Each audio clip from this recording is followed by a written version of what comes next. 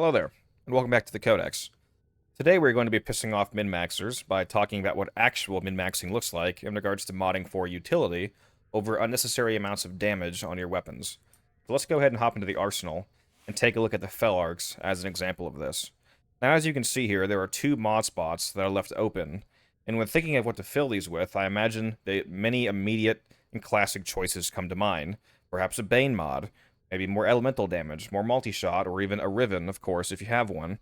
But what about magazine capacity and reload speed? This weapon, like so many other Incarnate weapons especially, does so much damage that many people fail to realize that regular content, or even an hour or two in Steel Path, will not require you to maximize this damage all the way. Instead, consider making the weapon feel better to use while still maintaining a healthy level of damage output. Let's go ahead and hop into a Steel Path Cuba Fortress mission and see this in action. So here we are in the base level Steel Path Cuba Fortress. There's a level 130 to a level 140-ish Grineer to start with. I don't have any buffs on the frame that I'm going to use, so this is going to be just the weapon. When I reload, I'll get some more fire rate here, thanks to the evolution I've chosen. And then you can see how this weapon really performs, especially now that I have my Arcane Merciless stacked all the way up. As you can see here, they all get immediately one-shotted, nearly. And even groups of enemies that are close together all explode together because I have made this do a Blast and Toxin build. So that Blast AoE affects multiple people. And again, this is the performance that you get without buffing it at all. Now I'm orange kitting for my companion, which was not planned, and actually not ideal on the Fel Arcs, but this is actually another really good example of one of the reasons that you need to think about your builds outside of just the weapon itself. You have to consider the buffs you can get from your companion, as well as from your Warframe. For example, now I'm going to activate Nourish. So the weapon itself is not all that matters. I'm also getting extra damage from Nourish in the form of free viral damage. So that's another kind of factor to think about when you're modding your weapons. Do you really need to maximize the mod space and the weapon itself for damage when you have exterior buffs that you're most likely going to be applying? Let's go into the Incarnate mode here. Most people don't even use the Incarnate on this, but as you can see, it completely slaps against these level of enemies. And it will continue to absolutely murder like this into much higher levels, especially when you build around having a companion, having buffs on your Warframe like Roar, Nourish, etc. Now let's go ahead and hop back to the arsenal. Here is a fairly standard Harmony heavy attack build, focused intensely upon maximizing the slash proc output this weapon has, and its synergy with the melee Affliction Arcane to one-shot essentially anything in the game, with absurd amounts of damage. Let's see this in action and be absolutely shocked as it kills everything with ease. Gonna summon 20 level 225 Steel Path Corrupted Heavy Gunners. And I'm sure you'll be astounded to see that it completely murders them with ease. These enemies will not survive this weapon. 12 million damage, 19 million damage, 19 million again, 20 million. As you can see, it's absurd. This will one-shot all of these enemies here. Now let's go back to the arsenal. Now, instead of this admittedly deliciously high damage build, what if we instead sacrifice some of that overkill damage for the ability to kill more enemies per swing instead, with the addition of Primed Reach and Spring-Loaded Blade, adding a very notable 5 meters of range to each attack. Let's go ahead and resummon the board here. And you'll notice I hit way more enemies per hit. Some of them may rarely survive the initial hit. And I say rarely because it's not happening 100% of the time, and this has no Warframe buffs. And again, think about all of the Companion and the Warframe buffs that you usually have going. This is with none of those currently active to show the minimum baseline of how insane this weapon is. It still does millions of damage per tick and nearly one-shots enemies of this level. So adding a single Warframe buff of any kind, which most people are typically doing, because even if the frame that you're playing as doesn't have a buff, many people will be buffing themselves via Helmuth, for example. Again, like I mentioned earlier, you could put Roar on anyone, and there's a reason why it's one of the most popular helmets in the game.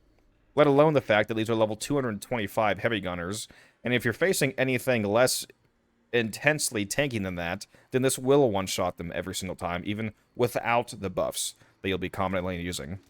So let's go ahead and hop back in to the arsenal here.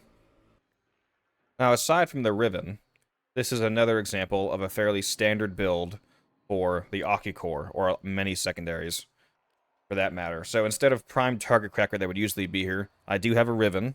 It does not impact the point of this video, because what you're about to see would occur even without the Riven. So this is a fairly stock standard setup that you would have on the Aki core. You would use Viral Heat, which is fairly universally decent, and then Cascadia Flare to take advantage of that heat damage and scale up your base damage alongside Galvanized Shot. But let's again consider the point of efficiency of modding based around all of the factors that you're bringing with you. Saren, for example. I love playing as Saren, as many other thousands and millions of Warframe players do. Think about what Saren provides to your weapon. If you're doing, for example, a Combat Discipline Avenger, Venom Dose, Toxic Lash, massive weapons platform buffing build, the amount of damage that you're adding to the weapon outside of its own mods is massive. So do you really need to maintain this regular full damage in a vacuum build, or could you use something like this, where you instead go a Humorous Blast Pistol Elementalist build, and you also drop the base damage mod for Secondary Fortifier? So this will not give you any extra damage against anything except Eximus. It'll be fantastic against Eximus, and in fact, this build would actually do more damage to them because of that. But for the vast majority of enemies that are not Eximus, removing this base damage arcane for Secondary Fortifier is technically a large damage loss. But if we see the amount of Saren damage dealt with the Octi-Core anyway, you'll realize that it's irrelevant, and you can instead take advantage of altering the utility of the weapon to also give you free overguard every time you shoot Eximus. So instead of just having the weapon do damage, it's now also keeping your build alive as a secondary factor. So let's go ahead and take a look at that. Again, we will use the level 225s. Now, to be fair, in a regular mission where you're ramping up the entire time and you already have your beams active, I would be able to kill these guys right away. But since I'm starting from 0, I do need to summon some lower level enemies to let me actually get my charges up here. Then I can show you what the build's all about. Now, in a real mission, you would have already been able to do that because you would be starting the mission with lower level enemies and be able to rack up and have other buffs and things like that. But just to skip that watch time for you guys, let's go ahead and get 20 back on the board here. There we go. See how fast 20 Steel Path level 225 gunners die? And again, yes, I have a ribbon on the weapon, but look at how fast they're dying. Taking off that ribbon is not going to make a noticeable difference with how fast that they're dying right there. In fact, just to prove that point, I'm going to completely take the ribbon off.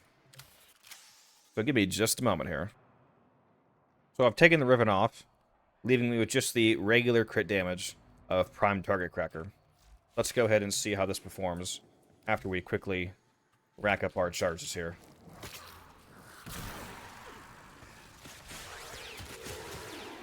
So there we go. Now we'll summon the real enemies. The max level 225.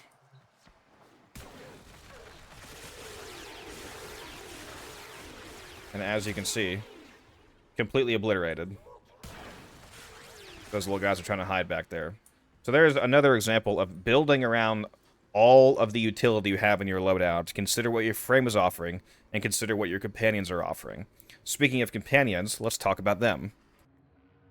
The Panzer Vulpaphyla is an amazing example, perhaps the best example, companion-wise, of something outside of the weapon being able to offer damage potential, allowing you to not maximize damage modding on the weapon itself, and therefore being able to mod for things like reload speed, magazine capacity, etc. that we've already talked about. And that is viral quills on your Panzer. This mod, what it essentially says, is that your Panzer is a viral version of Saren that automatically applies viral procs to all the enemies around you, and up to the max cap of 10 viral procs. So just by having this companion equipped, you're essentially giving yourself a 4x damage multiplier, because if this companion gets the full 10 stack of viral on an enemy, then that is a 325% damage increase, which is a 4.25x damage multiplier. So you don't even have to mod for viral if you have this on. You could mod for corrosive against Grineer, for example. That would allow you to get the full damage bonus against them and strip armor and have a damage multiplier from your companion. So this is just astounding. And also keep in mind that the very first viral proc that you apply to an enemy is immediately a 100% damage increase. So even without a full stack, just them getting one single viral proc on people around you doubles your damage. So again, do you really need to maximize the damage on your weapons? Let's look at the Tord Incarnon as another example of a very popular weapon that people love to use because it does an insane amount of damage and they love maximizing that damage. There's an empty mod spot here. What would you put here? You could maybe put a Prime Bane. That would, of course, be a massive damage increase. You could put more elemental damage. You could put more base damage. You could put Hammer Shot to get extra crit damage and status chance. What about Prime Firestorm? That's a weird option. It says 44% increased blast radius, and the Incarnate mode is a beam weapon, so that shouldn't do anything. Turns out it does. For anybody that didn't know this, fun fact for you, for some reason, Prime Firestorm adds 2 extra chains to the chaining potential of the Tord, which means you can hit 7 people instead of 5, I believe it would be. Or is it 8 instead of 6? However many chains it is, it adds 2 more chains. So again, if you think about the amount of damage that the weapon already does, instead of using a damage mod, how about allowing it to kill all of these enemies way faster because you chain to so many at a time? Yeah, that is absolutely ridiculous how good that is. And again, we're not maximizing damage. We're doing enough damage to instantly murder everybody, and then the rest of it allows us to either apply that murder to more enemies in the group or make the weapon feel better. Now, I want you guys to understand, sorry, I can't speak today. This concept doesn't just apply to these super overpowered weapons, weapons that are already really good in the first place, which I know is what I've been showcasing. I'm just using those because I know that they're clear examples for most of the community. Given the fact that this conversation, again, doesn't just involve the mods and the weapon, it involves the way that you use your Warframes, the buffs that you have, the companions you have. With frames as strong as they are today, as for example, Saren, you just saw how crazy she is, this amount of damage increase applies to any weapon that you can think of. It doesn't matter. It doesn't have to be an Incarnate. It doesn't have to be a Prime.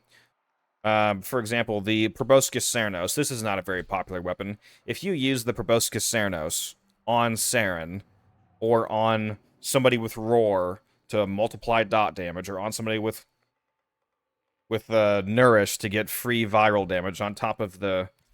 Actually, I think this weapon already does viral, or is it corrosive? It has something built in for free.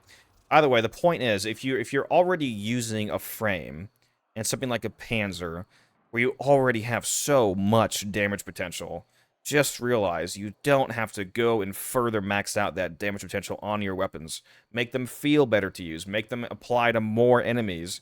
Anything that's an AoE weapon, for example, like the Kuvazar, you would be insane not to use Prime Firestorm. This last mod spot on basically any weapon that's AoE should not be another damage increase. It should be a blast radius increase to apply that already massive damage to more people in a group. That applies to like the Zara, the Kuva Brahma, Tenant Envoy, etc., etc. Any AoE that you can think of. This is always an automatic slot for me because I much more value hitting and still most likely one-shotting more enemies rather than doing a greater increase of overkill damage to a smaller amount of enemies. Hopefully this helped you guys think about the different kinds of ways that you should mod your frames and your weapons in a more utilitarian fashion. For me, it greatly increases the enjoyment of the game because, for one, it makes building less boring. Because it makes me realize I don't have to put maximal damage on all my weapons. I can make the weapon feel better to use. I can put on that reload speed. I can put on that magazine capacity. If I'm going to be playing as Saren, I'm going to be playing as Rhino, Grendel, the list goes on. 20 more frames that somehow buff your weapons. Especially in that case, I know I can be a little bit more spicy with how I mod my weapons. But if you guys enjoyed the video, consider dropping a like and subscribe. Love helping you guys out. Hop in the Discord if you haven't already. The link will be below. And I will see you guys in the next one.